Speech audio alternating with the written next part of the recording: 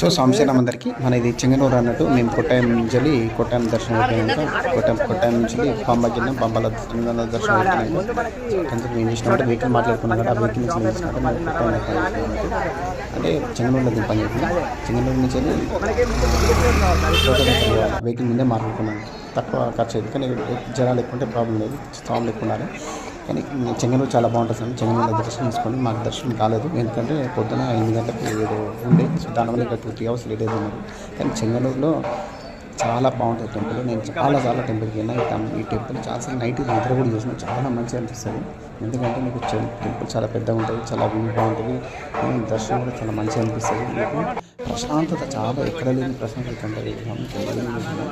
so ఈ అమ్మ మీకు గురించి వెళ్ళడానికి సో ఇది చాలా బాగుంటుంది నేను దగ్గర చూసిన సో ఇక్కడ 2 ఉన్నాయి అన్నట్టు ఇది ఒకటి ఉంటుంది ఇది పెద్ద ఉంటుంది ఇంకోటి పక్కది ఇంకోటి చిన్న ఉంటుంది అన్నట్టు సో టెంపుల్ చాలా బాగుంటుంది ఎవరైనా వెళ్తే టెంపుల్ 100%